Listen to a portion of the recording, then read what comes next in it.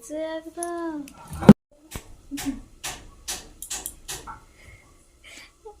সেই পোজ দিচ্ছে পান পাতা বিয়ে বাড়ির পোজ।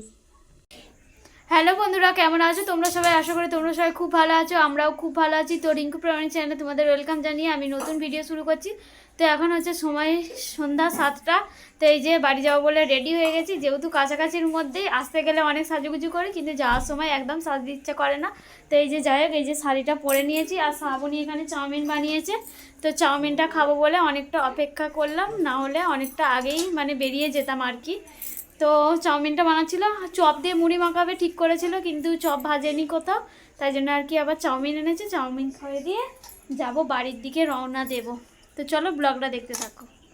আমি রেডি হয়ে বেরিয়ে গেছি, কিন্তু মা আমাকে ছাড়বে না, কারণ আমাকে খাওয়া দাওয়া করে যেতে হবে। তার কারণ হচ্ছে যে আমি বেলা 12:30 1টার দিকে খাওয়া দাওয়া করেছি, আর এখন বাজে কিন্তু সময় সন্ধ্যা 7টা। তো আমি রেডি হয়ে বেরিয়ে গেছিলাম, মা বলেছে না কিছু একটু খাওয়া দাওয়া করে যাবি, তাই জন্য শ্রাবণী এখানে কি করেছে, চাউমিন বানিয়েছে। তো আমি চাউমিন খাচ্ছিলাম, মার জন্য রেডি করেছে। মা আর কি মিক্সচার মেশিনটা ধুয়ে মুছে পরিষ্কার করে রাখছে এই আর কি, তাই জন্য মায়ের গালে আমি একটুখানি খাইয়ে দিলাম। আর এইদিকে দেখো, শ্রাবণীর দাদা এসছে। শ্রাবণীর দাদা যাবে হচ্ছে আমাদের বাড়ি, মানে আমার শ্বশুর বাড়ি। তো দাদাকে বললাম যে চলো তুমি বসো, একসাথে খাওয়া দাওয়া করে দাদা আর আমি একেবারে বেরিয়ে যাব আমাদের শ্বশুরবাড়ি যাওয়ার উদ্দেশ্যে। আমি ভালোই হলো একদিকে, যেহেতু আমি একা একাই যেতে হতো, যেহেতু আবার কাছাকাছি কোনো অসুবিধা হতো না, আমি একাই যাই আসি। কাছাকাছির মধ্যেই আমার শ্বশুরবাড়ি আর বাপের বাড়ি, যেহেতু দাদা এসছে, দাদা আর আমি এক আসছি। হ্যাঁ হ্যাঁ, তুলপি তাল পানি চললো বুড়ি।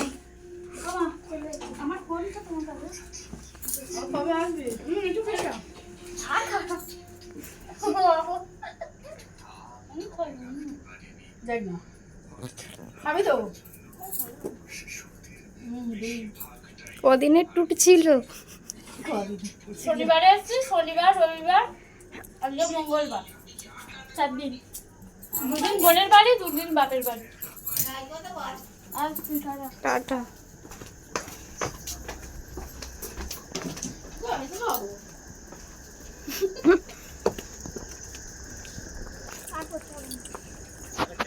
দাদাকে বসতে দিয়ে জল আর মিষ্টি দিয়েছিলাম, দাদা জল মিষ্টি খেয়ে বসে রয়েছে। আর কিছুটা সময় ঘরদোর আমি পরিষ্কার করেছি, কিন্তু কারেন্ট ছিল না, ব্লগ শেয়ার করতে পারিনি।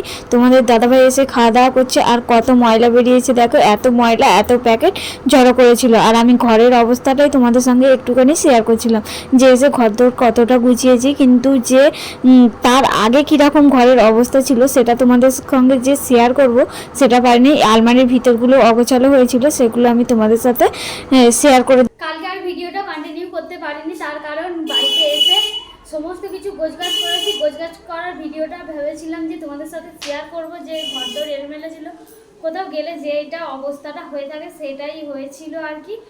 সেগুলো যে তোমাদের সাথে শেয়ার করবো। আমাদের এখানে কারেন্ট চলে গেছিলো, কারেন্ট এসছে সেই 1টা 1:30টার সময়। তো গরমে ঘুমাতেও পারছি না, আর কি আর ভিডিও শেয়ার করব।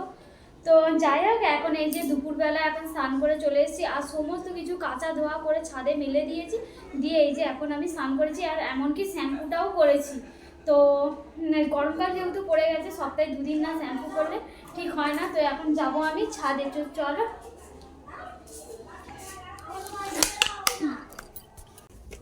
কোথাও যেতে তো ভালো লাগে, কিন্তু এসে এই যে কাঁচা ধোয়ার ব্যাপারটা আর ঘর গোছানোর ব্যাপারটা, এটা কিন্তু আমার একেবারেই ভালো লাগে না। তোমাদের কেমন লাগে কি জানি, আমার তো একেবারেই ভালো লাগে না। তো এই যে ছাদ ভরে গেছে জামা কাপড়ে, দেখবে, দাঁড়াও দেখায়। এই যে চারিদিকটা, এদিক দিয়ে চারিদিকেই জামা কাপড় রয়েছে। আর বিছানার চাদরগুলো যেহেতু বাড়িতে ছিলাম না, ধুলো ময়লা পড়ে গিয়েছিল, কালকে তুলে রেখেছিলাম। আর এই যে কাঁচা ধোয়া করে দিয়েছি।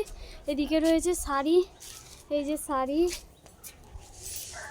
তো চলো এখন স্নান করেছি, সেই শাড়িটা মিলে দিই। মেয়েদের বিদায় বেলাটা কীরকম হয়, ক্ষণিকের জন্য যায় বাপের বাড়ি, বোনের বাড়ি, কিন্তু বাপের বাড়ি গেলে বেশি মন খারাপ হয়, কারণ বাবা মাকে ছেড়ে আসতে হয় এই সময়টা। আমি যতবারই যাই ততবারই মন খারাপ করে বাড়ি আসি, যেহেতু কাছাকাছি, তারপরেও যেন কি জানি কোথায় থেকে যেন মন খারাপগুলো চলে আসে। তো যাই হোক, এখন আমি শাড়িটা মিলে দিচ্ছি। আর মায়ের কথাও খুব মনে পড়ছিল যে এখানে এসে কত কাজকর্ম করতে হয়, কিন্তু যখন বাপের বাড়ি থাকি একটা কাজও আমাকে করতে হয় না। আর হ্যাঁ, কাজ করতে হয় না, কিন্তু ভালোবেসে মা আর বাবা বলে তুই রান্না কর, আমি সমস্ত কিছু জোগাড় গুছিয়ে দিচ্ছি। তো সেই কারণে একটু ভালো কিছু রান্না হলে আমাকে রান্নাটা করতে বলে মা। সমস্ত কিছু খুঁটিনাটি, কড়া খুন্তি বলো, মশলা বলো, সমস্তটা হাতের কাছে এনে এনে দেয়। আর আমি একটুখানি দাঁড়িয়ে জাস্ট একটুখানি রান্না করি মা বাবার আবদার মেটানোর জন্য। তো আমরা তো সমস্ত কিছু আবদার করি, বাবা মারও তো ইচ্ছা যায় মেয়ের হাতে রান্না করে খাওয়াতে। তো বেশ ভালো লাগে এই ব্যাপারটা। বোন এলেও তাই হয় আর আমি এলেও তাই হয়। তো যাই হোক, এই যে জামা কাপড়গুলো গুছিয়ে তুলে নিলাম। আর এক বোঝা জামা কাপড় হয়েছিল, আর জামা কাপড়েই আমি পুরো চাপা পড়ে যাচ্ছি। আর দেখো কি অবস্থা। আর জায়গার জিনিস জায়গা মতো গুছিয়ে দেবো, মায়েরটা মায়ের দড়িতে দিয়ে দেবো, কারণ মায়ের শাড়ি অতটাও গোছাতে লাগে না, কারণ সন্ধ্যাবেলা আবার পরবে, আবার সন্ধ্যা দেবে, এরকম মায়ের শাড়িটা ওখানেই থাকে, ওখানেই রেখে দিলাম।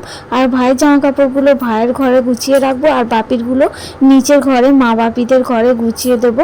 তো চলো, এইভাবে আজকে আমার সারাটা দিন কাটলো। সেরকমভাবে ব্লগ শেয়ার করতে পারিনি। তো খুব জোর খিদে পেয়ে গেছে, তো দুপুরে লাঞ্চ করতে বসে পড়বো। লাঞ্চে ছিল ভাত, শিম আলুর তরকারি আর শাক ভাজা, ডিমের ঝাল। আজকের ব্লগটা এখানেই শেষ করছি। ভিডিওটা ভালো লাগলে লাইক কমেন্ট শেয়ার করে দিও।